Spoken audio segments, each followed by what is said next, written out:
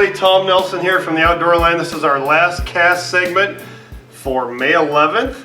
Big Kokanee Derby coming up next weekend, Nelson. Lake Stevens Kokanee Derby. We had Mark Spade on earlier in the show. Talk about that a little bit. Bunch of people hitting the water for Kokanee.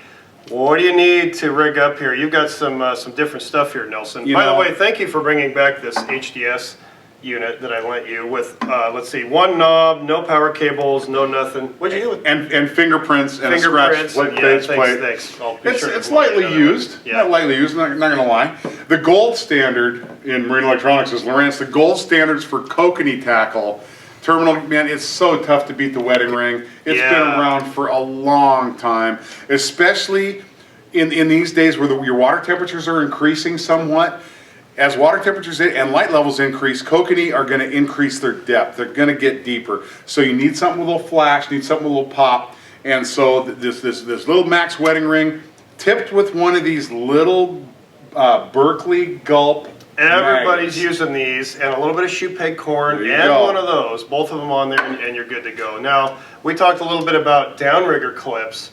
On the show today, you don't want to run your big offshore downrigger clip. You've got to downsize that, Nelson. So talk about that. The cool thing about what Canon does here, and Canon makes offshore clips, they color code them. The stiffest one is black, and it's a double spring release, absolutely dynamite release to use for heavy duty, deep saltwater presentations with flashers. It's not going to pop. And if you're a bottom tracking guy, or you want to be able to just keep your gear at a certain depth, the red clip's the one for you. Blacks are the all around, but your Kokanee release is going to be this single spring white.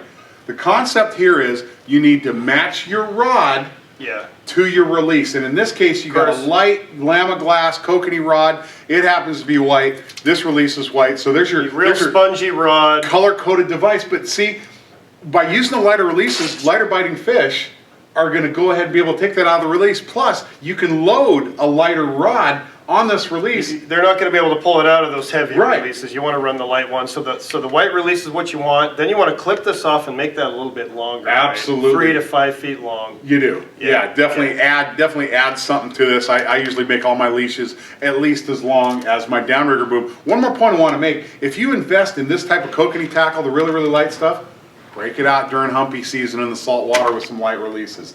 You will have a ball. If you're using your heavy-duty salmon gear, your Chinook gear for humpies, you're going to enjoy the fight. But with a rod like this, a lighter rod with a lighter release, it's going to be so much fun. So you got your Lure Jensen Dodgers here. You're going to run 12 to 16 inches a leader to either a wedding ring or perhaps some of these pink hoochies.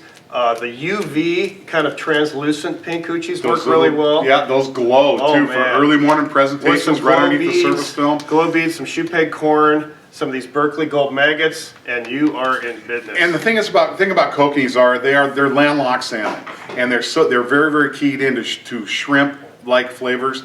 Mike's Glow Shrimp. You got to bring a couple different scents with you, but day in day out these shrimp presentations.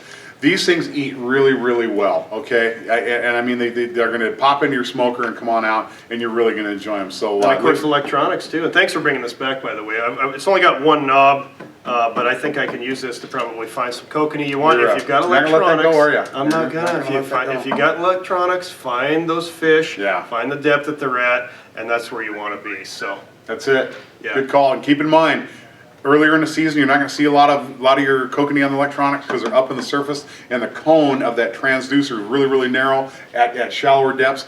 As those Kokanee start dropping down, because of the increasing light level, because of the increasing water temperatures, you're going to see more of them on your fish finder. There you go. Lake Stevens Kokanee Derby next weekend. Saturday. Tickets are $20. Most of the tackle shops in the North Sound carry those tickets. You going to be up there? You going to go visit Derby on the way home? Right as soon as we get off the air, I'm going to swing on up there. And happy Mother's Day out there. Happy Mother's Day. That's our last cast segment here for May 11th on the Outdoor Line. Let's catch us next week at 6 to 8 o'clock on 710 ESPN Seattle. Thanks for watching.